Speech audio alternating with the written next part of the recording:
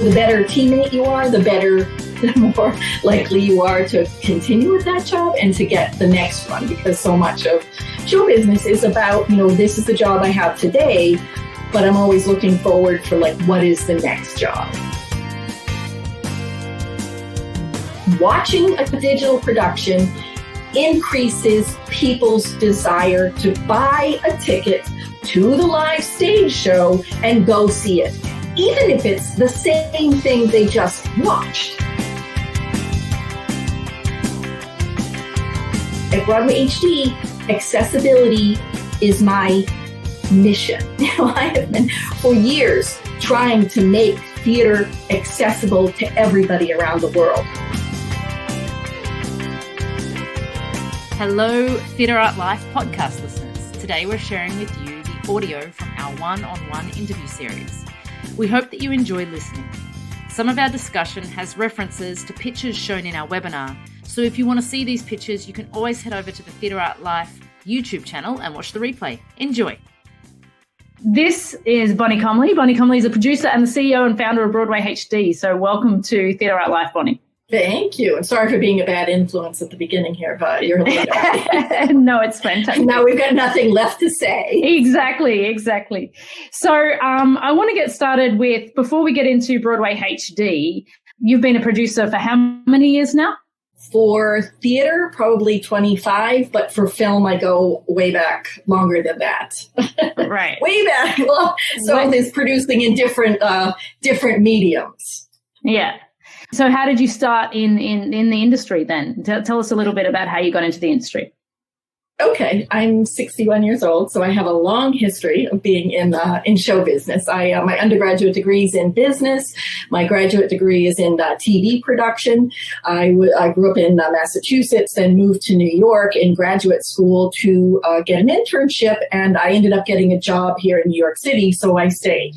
The job that I got was TV and being a reporter and host on a couple of different shows that covered entertainment. So, and specifically entertainment in New York, which is theater.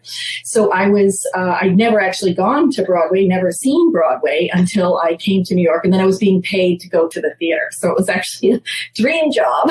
And I did that for a number of years. And being on camera, on TV, gave me access to agents, to other opportunities that I didn't really qualify for. But because TV is a medium that makes you well known, I was able to get commercials. I was able to get other TV shows. I was able to get theater, even though I had no training in it. So I got really, was in the right place at the right time. And so for years, I was trying to make sense of the theater industry because I loved it. But a lot of times when I was covering it for TV, people would say, why is there not more theater on TV? And I'd say, well, there's 1,000 different reasons why. A lot of it is because it just doesn't look good a lot of times unless it's done really well. So over the years, I did, probably produced over 40 different films, worked on TV series where I was writing, segment producing. I was able to do sort of everything on a team, what we called ENG teams at that time, which was electronic news gathering back in the 80s. Mm-hmm. Yeah, so, and it was like big cameras. So in addition to knowing how to use all the equipment, I was able to do sets and lighting and, set up the lights, set up the cameras, help with dragging these huge decks that went along with these great big cameras, those sorts of things, really understanding the vocabulary of everybody that works in the job and everybody that works in that medium with you. So whether it was TV or then going into, film and theater, understanding what everybody else's job is and the vocabulary that helps you talk to them is shorthand that helps get the job done faster, because all of these mediums are very collaborative. And the better teammate you are, the more likely you are to continue with that job and to get the next one, because so much of show business is about, this is the job I have today, but I'm always looking forward for what is the next job. Sure. So it's been a great experience for me to be able to have all this, different mediums that I work in, and BroadwayHD was the culmination of bringing them all together. So that's kind of 40 years and I hope it's short. In a short summary. No. And I guess that's really quite interesting that you say, because you started with TV, so then it is quite a natural evolution for you to start something like Broadway HD, because, you know, you've got that experience and background in television and you're bringing it to capturing the live entertainment industry in Broadway. And you do more than just Broadway shows though, right, in terms of what's on Broadway HD? Yes. Well, Broadway HD, we cover, our core content, the ideal content was always that it was a Broadway show and that it was always a live in front of an audience show and that it was always in HD technology, high definition technology or higher.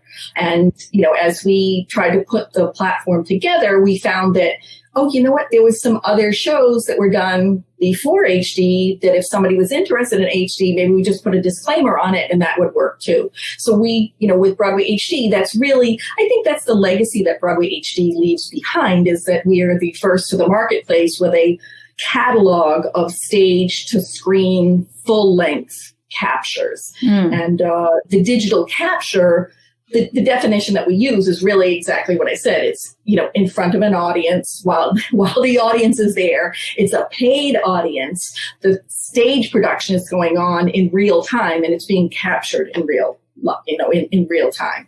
And that is different than a movie when you take that same script or songs, if it's a musical, and then bring it to Hollywood and you make a movie out of it. So the capture it's almost like a documentary in the sense that, or a sporting event that you're capturing as it's live. We might do, and ideally we do more than one production. We shoot more than one, and then we edit them together so that we get what's the perfect piece of video content to be immortalized, to live on. And that's a skill of bringing a whole different, whole TV crew into where a theater team has envision something for the stage. So it's really collaborative. It's really invasive. It's really expensive. It's really worth it. It's really worth it. Yeah. So when you first started it, before you launched Broadway HD, did you decide to capture a certain amount? Because obviously you would have had to have a certain library of shows before you launched the platform, right? Well, what happened is my husband is also a theater producer, and so he had been involved in digital capture even before me. And so this idea of you're working on a show and you're able to go into the theater and shoot it and preserve it. And so what has happened in the first one that he was involved with was the Will Rogers Follies back in 1992 at the Palace Theater. And there's a couple of things, there's a lot of things at play about why I get asked, why aren't there more digital captures? Why isn't every Broadway show captured like this? And there are a lot of reasons. And the biggest one is really the fear of the cannibalization of the tickets to the live show. So what that means is no one objects to having this great digital capture done of their show. What they're objecting to is, I'm trying to sell tickets to a live theatrical stage show, and at the same time, it's in a digital form someplace, and usually for much less money. So the fear is like, oh my God, that's going to damage my ticket, my box office. So I don't want that. And there really hasn't been anybody that was, because they're so expensive, that built into the capitalization of the show, which is what I've been advocating for a long time. Like, put that money into the budget to capture it. And then, because I do believe that there is a real value to the original cast. So capture that original cast, and then you have it. So it's a marketing tool for you going forward. And I really believe that it is additive and it's marketing, material that you have for this show. I have only anecdotal evidence to that. There's no definitive proof that, oh, yes, indeed, if you do a capture and you've got it streaming 24/7, that people can afford it, that's going to increase ticket sales. And there probably never will be, because it's like, there's no two shows that are the same. So everything is, it's not a one size fits all. And so over the years, what we've been able to do is, when there was a show that we were working on, if we were able to capture it, we would go in and we were like, oh my God, this is amazing. Let's do this. Capture it, multi-camera, high definition, beautiful capture. And then it's about where is your distribution. So just like a movie, where do you go first? Do you go to the movie theater? Do you go to TV? Who's looking for it? Who's going to give you money for that? When we started, and when a lot of this started, there really wasn't a place on TV for it, except for PBS or the BBC. It was kind of a lot of the, people think of Broadway or West End shows as being a little too arty for everybody else. It was this sort of, and still has that, I don't want to say stigma, but that sort of reputation around it, that it's, high art and culture if it's on Broadway, and therefore it's not for the masses. Which is, and so it made it, it's double-edged. So you make something that's so fabulous and exclusive and, it's a special event, and that's great. So you can charge high ticket prices. So when it's your anniversary or it's grandma's birthday or, somebody else's special occasion, and okay, let's go to the theater because that's a special event. But at least here, I'm in New York. I've been living in New York. I grew up in, the United States. So I speak more from my experience of living in New York, working in New York City, doing some tours out there in the US, doing a little bit of shows in the West End. But that idea of capturing something and then what are the distribution platforms that you have? So 25 years ago, it was really just BBC or PBS here in the States, and then DVD. So, the DVD market, over the years, what has changed is the outlets for distribution. And I think that over the years, what has also changed is the content or the types of shows that are on Broadway has broadened.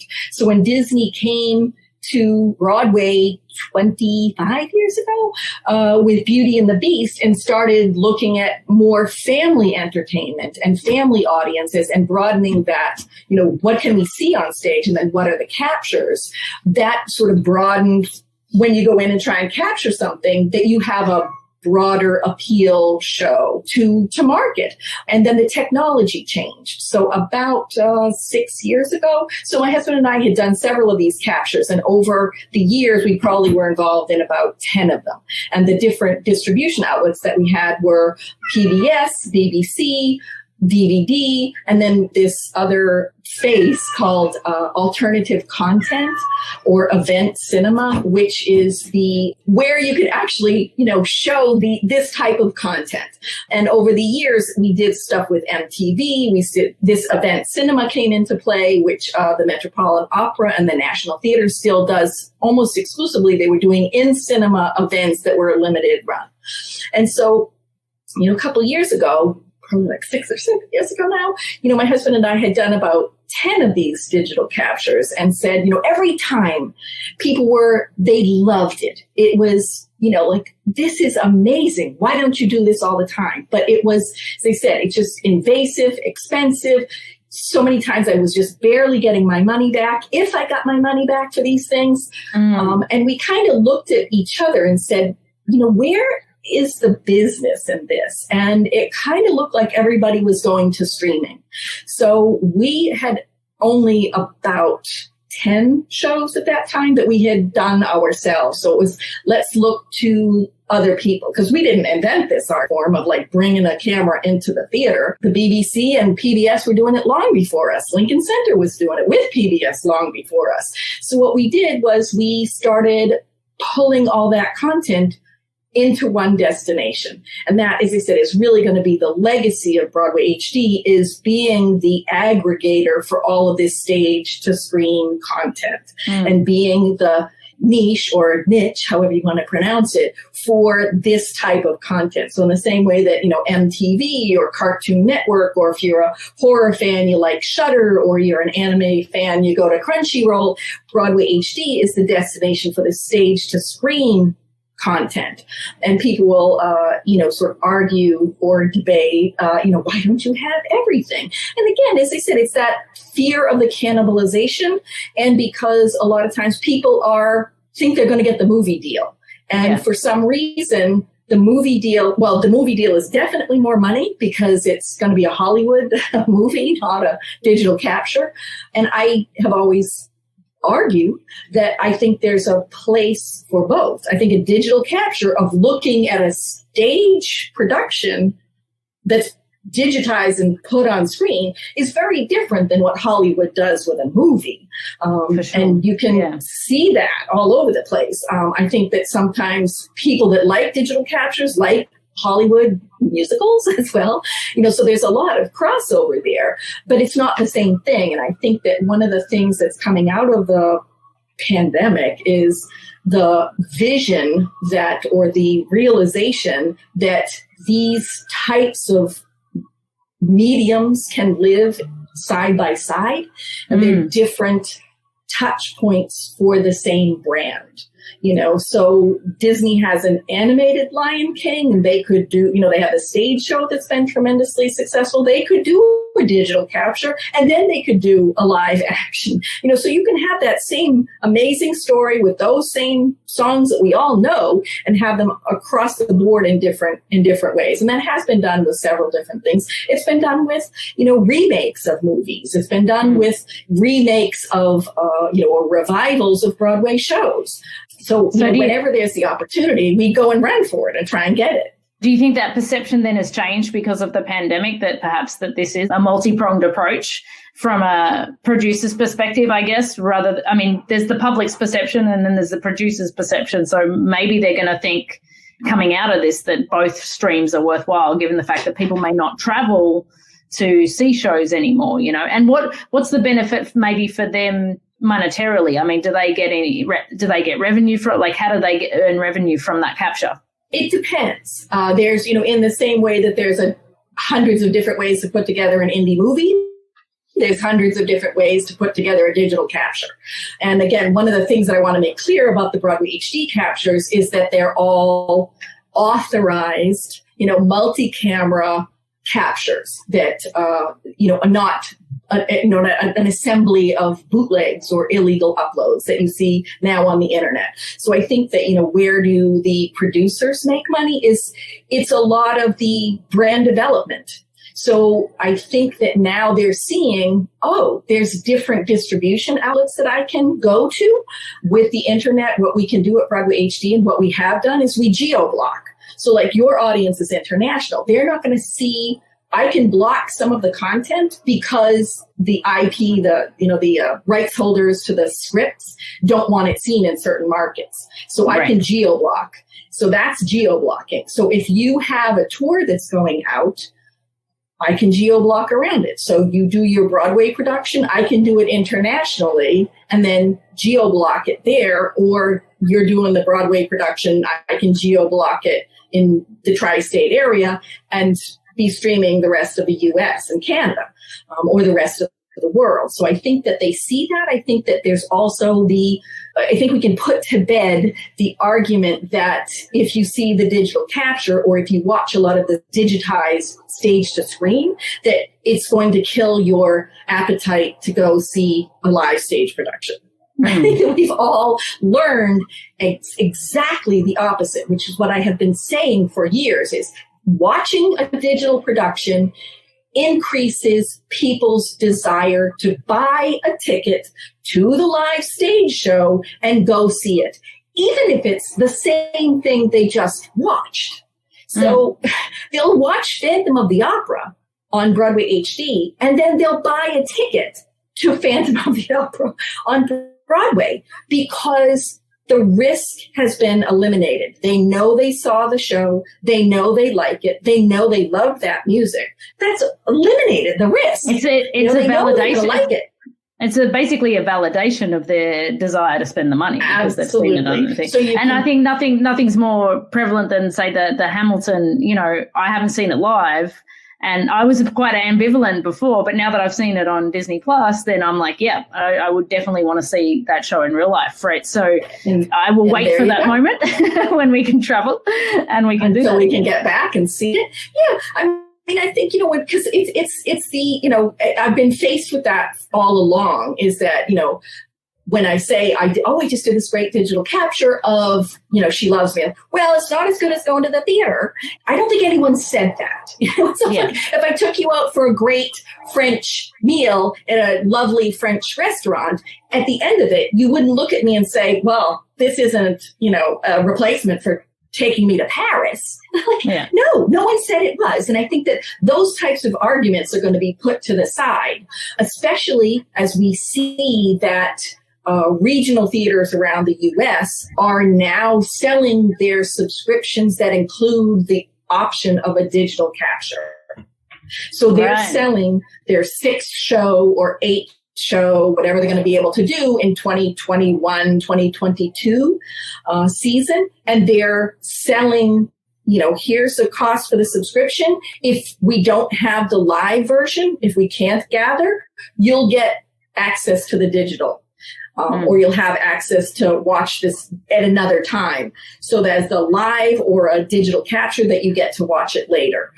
So they're giving the option. Or if the theater is still open and you're just not comfortable, you haven't gotten your vaccine, or you're just not comfortable going to the theater, that you have the option of staying home and watching it online. So that's out there. And, so for all of the people that said it's not the same thing, they're selling tickets to something that's not the same thing, and realizing that this is additive to what they're doing. This whole idea of this, the digital engagement, the brand awareness, whether it's for their particular theater, or back to your point about what does it get for the producer of the original, of the show, it's brand awareness. If people are already, what are we looking for all the time as commercial producers, or even as nonprofit theaters? We're looking for people to be talking about your show, because even with the digital part of theater, the digitized version, nothing sells like word of mouth.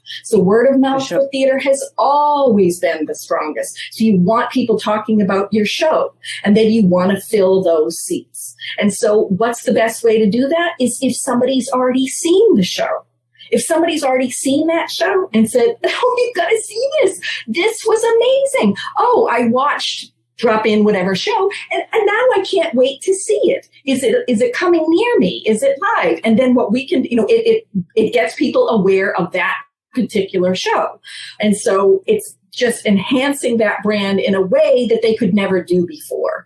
And that's huge. That's huge. So there's a different kind of valuation on that than there is of, I sold 6 tickets at $100 a piece. Ask any marketing person, like, what's the cost of digital engagement and all, and it's like, there's 1,000 different answers. Yeah, for sure. It's hard to quantify. Brian has a good question, and it's something that I think is a great thing that I'd want to ask too. Is there a compromise or adjustment needed for the original lighting design when you're doing a digital capture, or are you capturing it as it is and as it's lit? How does the lighting and the film people work that out? What our ideal is for Broadway HD, and Broadway HD, originally our content, as I said, was we were going out, we were producing the stage show, or part of the stage show with partners, we were doing the digital capture, and we were finding distribution, and we were marketing. Now we've put this platform in place that is global, that has subscribers in 100, and I don't know what we're up to, like 132 different countries as of like this morning, with millions of people coming at this internationally, all the time. So we're now in a position that we can license content from somebody else. We don't have the burden of financing the stage show, financing the digital capture. So we get a pick of what's out there. But ideally, the best captures are the ones that you have the production on stage in front of a live audience being done in real time, and you bring in a TV crew that is going to protect the integrity of the stage team's vision. So that is like the best and most crucial thing than to bring somebody in who isn't a theater fan and is going to just change everything. So with that, the biggest changes that Broadway HD has done, we don't change the direction of the actions of the actors. The director doesn't redirect the show. We shoot what's going on. But the lighting is enhanced. We bring in a TV lighting director to work with the stage lighting director, and we bring in sound to work with the stage sound. And a lot of that is just moving the microphone from like I had, a wig up here to down below, or, vice versa, or something that's a little bit less visible when a camera goes in. But we try not to change anything if we can. But lighting is one of the biggest things that gets adjusted, the lighting and the sound. Costumes, we usually don't touch anything. And as I said, the acting, we don't touch anything either. If we do what we call pickup shots, is that we shoot the show in real time a couple of times. And then we say, you know what, this scene requires a little bit more video to make it really to capture what's there. We did that with 42nd Street. We had 50 actors in it, and there was I don't know if anybody's ever seen it or done it, but there's usually a mirror. There's a mirror because the mirror, I guess it comes down from the ceiling and shows the dancers on a turntable. So for that, the actors weren't really directed to do anything differently, but they were directed to just do it over and over again for the purpose of getting it right on camera. So yes, so we, that's the ideal situation. And that's how, when other people do it, that's ideally what they capture. Rebecca asked, do certain unions lean more for or against digital capture? How do unions work with a filming of the show? I have, as I said, my husband and I have been doing this since 1991. So we have always respected the unions. Broadway has 13 unions that are the stage part, and there's another 4 of TV unions that kind of get layered on top with the TV directors. So we're working with 17 different unions for Broadway shows. And, I think that they have for a long time seen the value of that because it's additional revenue for their members after the show closes. And I think that's huge for them. So they've always been willing to work, but it really hasn't been successful. As I said, even when we were doing them at the beginning, it was like, you know what, give me that money up front because the likelihood of you getting your money back is like, so give me something big up front. And you know what, just in case, I'll take a piece on the back.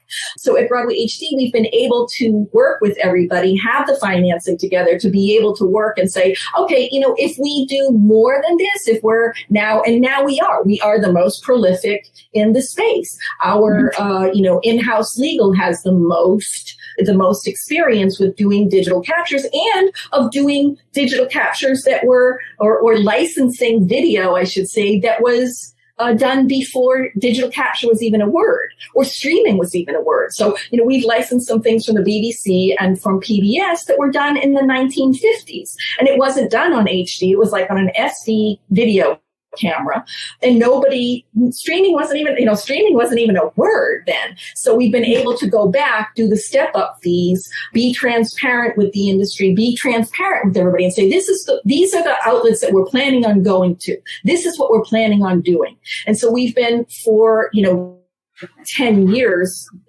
like planning for BroadwayHD of trying to work with everybody and say, we're here in New York for all these years. We're not going anywhere. We're not somebody that's coming in trying to exploit the industry and then race out. We're trying to do this to be additive to people that are working in the industry. We try to work with all, that's why I feel that the capture of the original cast is a huge thing. I think there's a value in it for when you're trying to market it. I also think there's a value in it for the work and the effort that went in by the people that created that. So is their way of seeing it through and their way of immortalizing, if you will, their performance and their contribution to that particular show, which I feel is something that is really much more moral or ethical. Probably a little too harsh there, but it just bothers me when you see a great show go to the Hollywood people,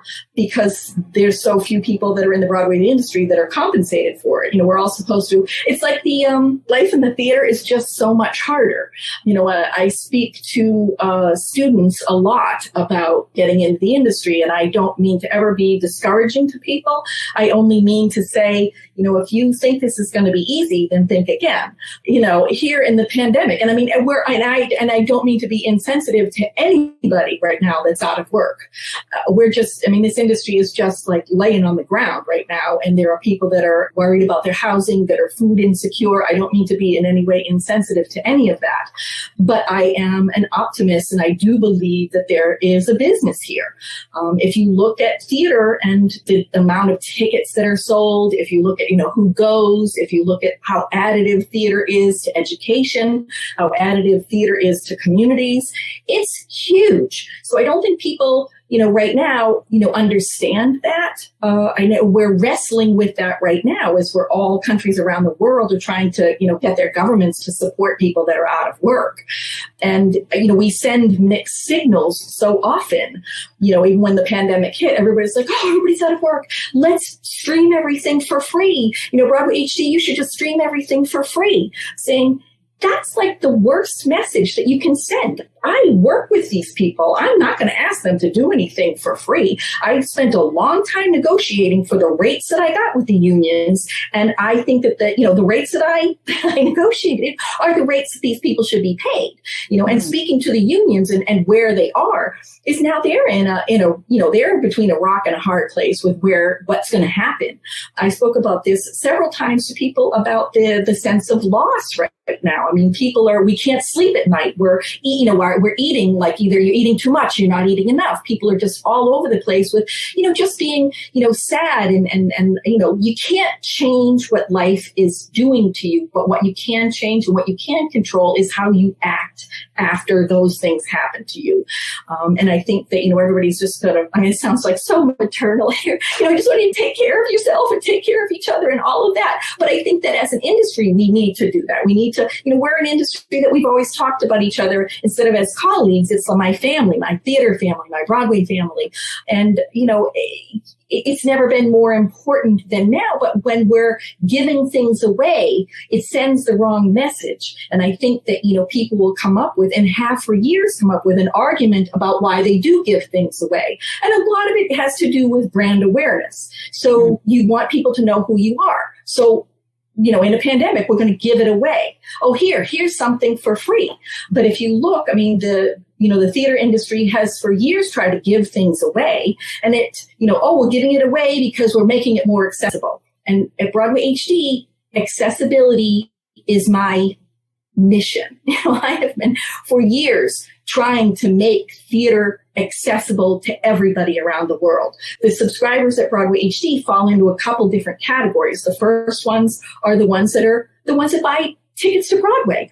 So we have over 300 shows on BroadwayHD available for streaming on demand. If you're connected to the internet, you have the access to 300 shows for $100 a year.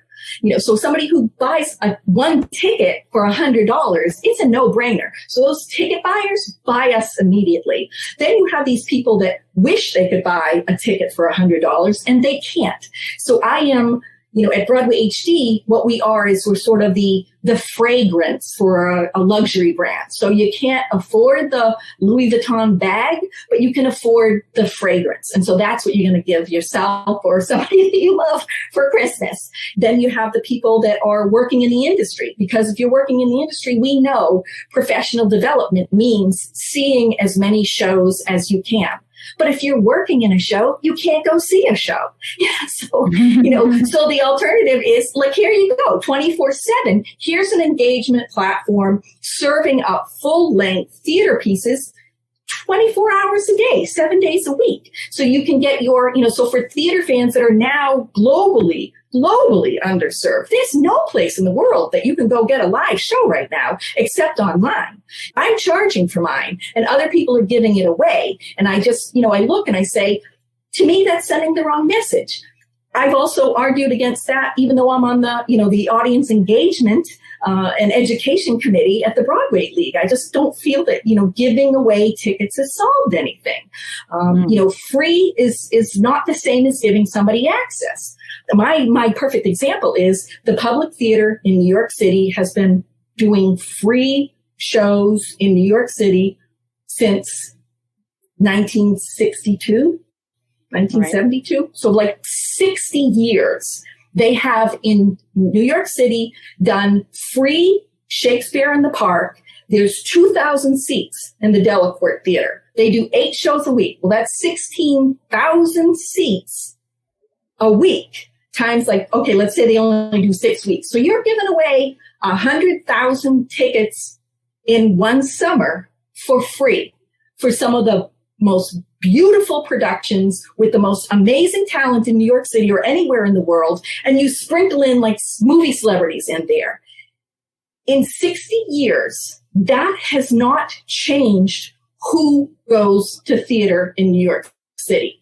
You still have a 40-year-old white woman whose economic bracket is in the stratosphere compared to other people around the world. And then you go to the touring theaters and it's even higher. So the average household income of a Broadway touring theater goer is $160,000 a year. So you have all these billions of dollars worth of tickets being bought, but they're only being bought by a small percentage of people. And when you compare us to the movies, they're just nothing by comparison. And then if you want to compare us to the gaming industry, then we're absolutely nothing, But I think access, in BroadwayHD, the access that we provide is, again, it's coming from 2 different directions for access. So what we provide is access to people, and we, in business, is a term called the last mile issue or last mile problem, which means that whether you're a farmer or you're making furniture, you can grow the greatest tomatoes, but if you can't get them to market, it's as good, hope you can eat all those tomatoes you just grew. Yeah. And the same thing with furniture or whatever it is. And so now the theater finds itself in a position of having really serious last mile issues. We can't get anybody to the theater. So BroadwayHD for the last 5 years has always been bringing theater to people's homes and being, as I said, sort of scrutinized for it all the time of, well, it's not exactly the same. Well, you know what? If you can't get there, this is the best that you can have. So access is so important. And then the other side of access is for whose shows get to be seen. If you look at Broadway for the let's look at the 2018-2019 season. On Broadway every year, there's 41 Broadway theaters in Times Square. Every single year, there's 30 new Broadway shows. So the turnover is there. There's 30 new Broadway shows, 30 opportunities for a new team of producers, of directors, of composers, of lyricists, of playwrights to come in. Look at any season and you'll find the last one there that we're all talking about being, diversity, equity, inclusion. And, there was 2 female directors, 3 female playwright composers or lyricists. That's pretty sad, so we can talk about being inclusive, but when you sit back and look at the stats, we're not. And to the stats, as somebody who has an media internet company, I'm looking at the statistics all the time because it's all about scaling. And what that means is okay, you need to duplicate that times 1 million. Whatever you're doing, you want that show, you need it 1 million more times. How do you choose the ones that get captured, or power to do so? Yep. Anytime that I've seen a show that's coming to Broadway or off Broadway or a regional theater that has, female or underrepresented voices, I'm looking at it and I'm sending somebody to say, what are you doing with this? Where are you going? And, the sad reality is that everybody thinks they're on their way to Broadway, and then you would not be of, right frame of mind, of a right brain to think that you're gonna, for a Broadway musical, it's probably $15 to $20 million to capitalize that show. For a play, $1 million to $3 million. Harry Potter's a different story, but there's always those exceptions out there. But you wouldn't risk that kind of money unless you truly believed that what you had was Hamilton and that you were going to go, make a movie with, Disney Plus was going to come in and shoot that. But by the time people have, it takes probably 7 years to develop a show. And by the time it gets to Broadway, so I start talking to people sometimes 7 years before they get here and say, what are you doing? What are you doing? I'm interested. And it's hey, I need to wait till I get my reviews, and then by the time you get your reviews and your ticket or your box office is either tapering or going off a cliff, there's usually not enough time to then go capture that show. And then if your show is fallen off the cliff, you're less likely to get your movie from it as well, unless there's some fluky thing around it.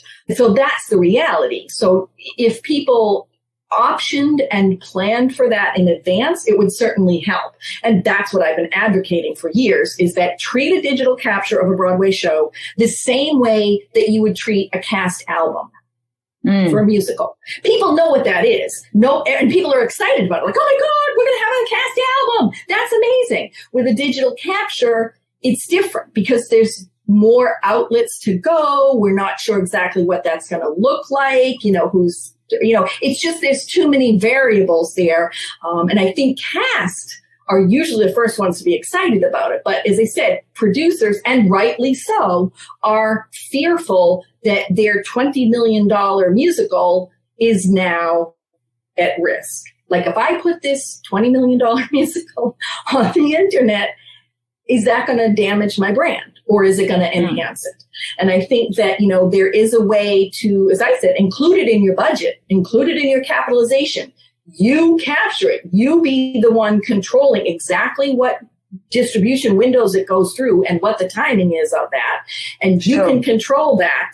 And then, then you decide, my show is closing and I want to put it out there on the internet, or, before everybody sees it in the tours, or internationally, and see what I can do if there's any interest in it. And these things are changing even as we speak.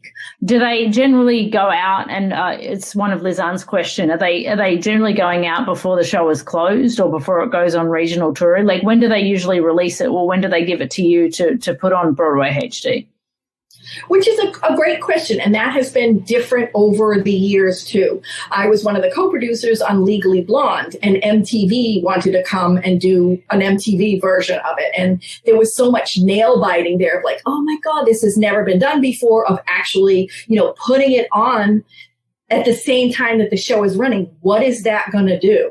And I think that, looking back, it was very daring of the lead producers to say, we're going to do it. We're going to go forward with it. It was also an unusual show brand at that time because of the demographic of the audience. So unlike that 40-year-old plus woman that was usually the ticket buyer for a Broadway show, Legally Blonde was a teenager, with her mother, so it was a different audience. So what happened was when MTV aired the show, it kind of did little spikes in the box office in New York, but where the value really was when the tour went out, because the rest of the country couldn't wait for this show. They knew all the songs. They knew they knew the script, they knew the dance choreography, and they were doing it, in the lobby coming into the theater. So it really enhanced the show before they went out. What we did with An American in Paris is that we followed it. We kept hounding them because it was visually one of the most beautiful Broadway shows ever, design-wise, to look at that thing. It was like, wow, that's nuts. That is so beautiful. So we followed it and we waited, and we weren't able to shoot it until it was in the West End, and then we waited. But, that was so hard because when we spend money, I need to put content up. It's like I have to feed the beast. It's like I have to constantly put stuff up. And luckily, we've been able to, with Broadway HD, we have stuff in the pipeline to go for another 6 to 9 months. And then we're looking at what people are doing in, COVID restricted times here of being really creative and doing some theater. And some of that is amazing, some of the stuff that we're doing, or that we're working with people that are doing. It's just, if you look at, we have a show that was done in Australia called Who's Your Bag Daddy? And it is really, it's a great story. We tried to get it when it was here in New York, and no, we got bigger plans. We're going elsewhere. And then they, started touring, and then it still was unavailable to us. And then, whatever it was 2 months ago, somebody said, we're going to do it here. And I said, oh, I love it. I love that show. Yes. How do we get involved? I want to see. And it's just brilliantly done, for something that people are in isolated rooms, working with a director that's doing it on this sort of Zoom sort of thing, but it doesn't look like the Hollywood Square Zoom, thing that, things are moving all around. It's just really clever. And I think show business is filled with people that are really clever, especially people that are in the theater. We improvise all the time. Somebody forgets a prop, a light goes out, somebody's mic cord comes undone, like all these things. You're just used to, living and breathing and managing things on your feet. And the same with, people that are in the box office. Now, okay, that, you don't want to sit there, you need that, you can, in real time, these people are the quickest problem solvers on the planet, is people that are working in the live entertainment business. It's amazing. And so, where we get these things and how they are put together is all different. Interesting. David asks, can you name the best non-commercial show which was most popular on or has a huge profit with HD streaming? So is there a non-commercial one that was a surprise for you? So since it's an international audience, I think that the non-profit or non-commercial is like a non-profit, what we call non-profit theater company.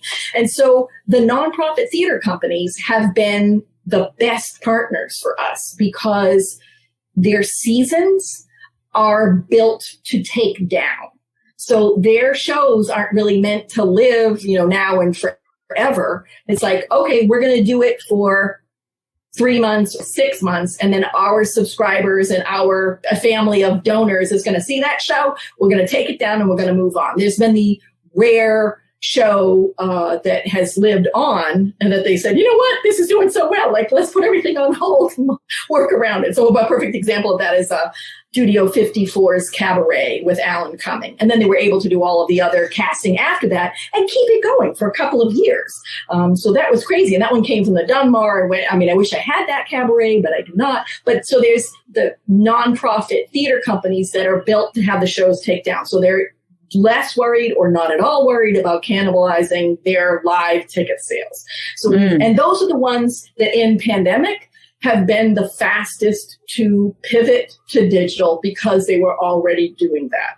So Lincoln Center, Roundabout Theater Company, Manhattan Theater Company, I'm missing the Geffen Playhouse, some of these other theater companies that they were already doing digital stuff. They were already working with us or somebody else on doing the digital. So the pivot was quick and, nothing's been easy in pandemic, but they were much quicker to get their digital legs under them.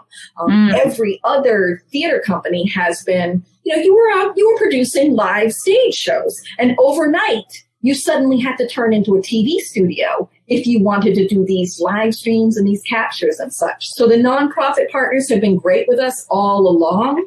And, to Roundabout's credit, Roundabout actually did let us go in and do their She Loves Me while it was still running.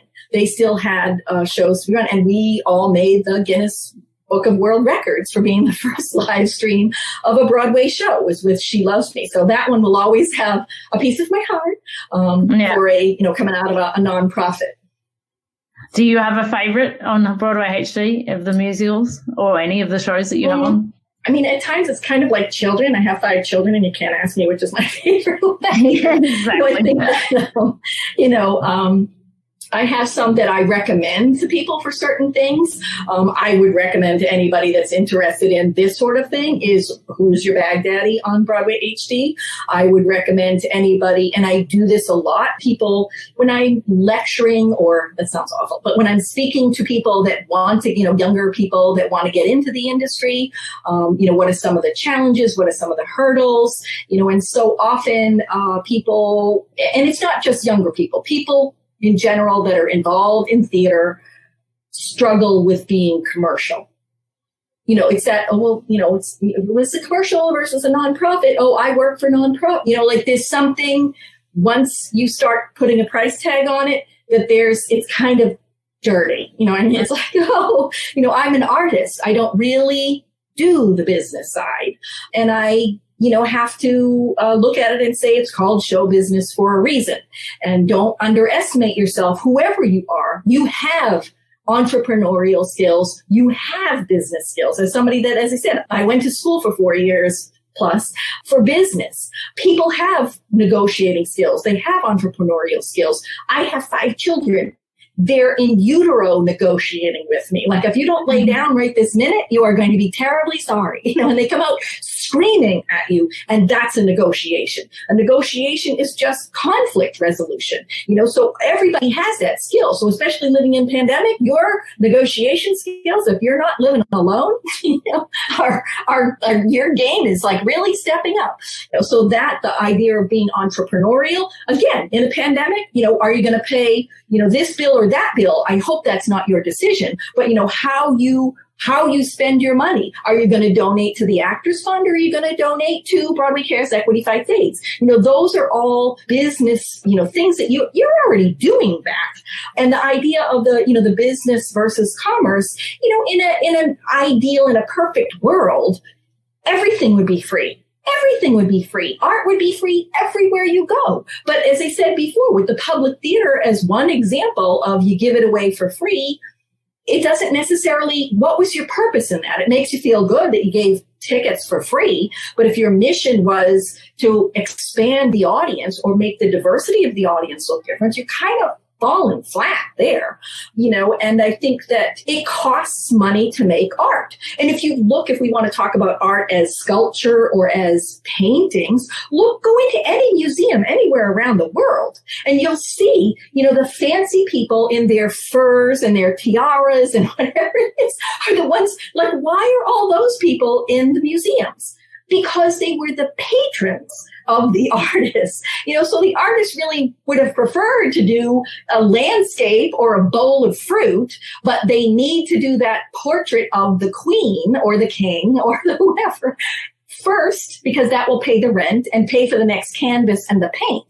So once you put a price tag on it, we're all in the commercial business. And if you look around the world, nonprofit theater companies and theaters and organizations that are producing art around the world are also at the mercy of who's giving them the money. So if you look at even Shakespeare, they had to do their sort of cheeky comments about the queen because she was the patron of Shakespeare for a long time. It's like, oh, well, this is what somebody else would say. I didn't say that, but this is what somebody, so there's always that element of you're working for somebody else, and it's a business. And, as soon as you put that aside and say, or if you just want to do it as a hobby and you're going to get a piano and perform in your living room for your family, then you know what? Hey, good for you.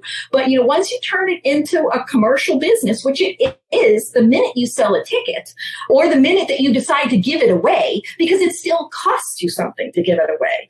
People in theaters will say, we're going to do this free show wherever. And we have a patron that's going to underwrite it. And I always, as a business thing, I pull out, spreadsheets and I go, there's all these costs over here. Do you want to call this patron and say, we've got these extra costs because they're putting up you're always going to come out on the negative because you can't, it's just built that way. And as I said, you're just sort of sending the wrong message when you do give it away for free. So accept that it's a business, accept that you're in the show business, and let's all, move on. And the other thing with theater people is that because you're always surrounded by other theater people, you assume everybody goes to the theater and everybody loves the theater.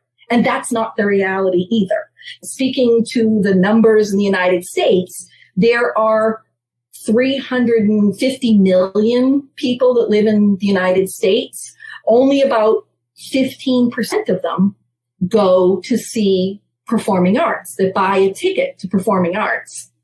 So you look at these numbers and you're like, oh, wow, look, there's, 70 million people. Yeah, but when you look at the percentage that is of the audience and the ones that actually go to Broadway, it's those few people that spend hundreds or thousands of dollars to go buy their tickets, but it's that same, crowd all the time. So when you talk it to any of these performing arts centers across the U.S., they're always like, oh, we know, trying to build up, new audiences. And as for me, I'm looking at it, I'm like, what's wrong with the old audience? I'm old audience. But I understand the point is that it's the replacement. It's replenishing your audience. It's the problem that we see with the Metropolitan Opera and opera companies around the world is that, it's the demographic is usually older people and they're dying off. And there's nobody replacing those people that have been dying off. And we're trying to get younger people to be interested in that.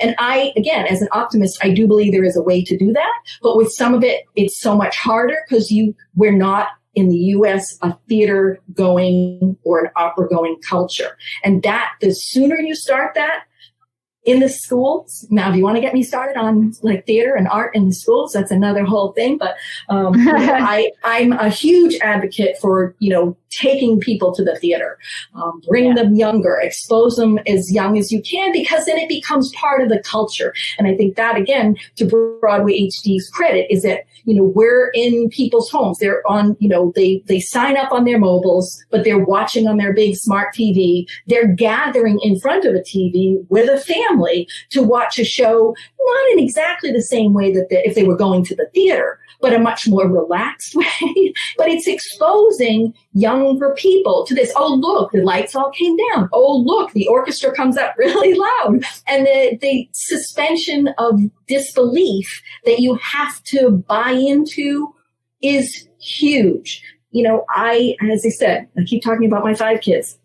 I have 5 kids, and the education from the first one to like the last ones is really different. The technology that we have, we don't need to know facts because everybody has a computer. You're walking around with a computer that you just ask Siri or whoever for the answers. They're all there. We don't need to know the answers to things anymore. What we need to know is the questions. And that's the creative part of your brain, that some people just go there more naturally, and other people can be trained to go there or be encouraged to go there. And that the only place you do that is with the arts. If you look at when you take somebody into the theater, just what we do in the theater, that we just go along for the ride. You go inside that theater and somebody can be standing there, just standing there and say, here I am on the moon. And we all, okay, here we are on the moon. You don't question it. But if that was a movie, you'd say, oh, hey, I can see the strings. Or we all get so critical because we know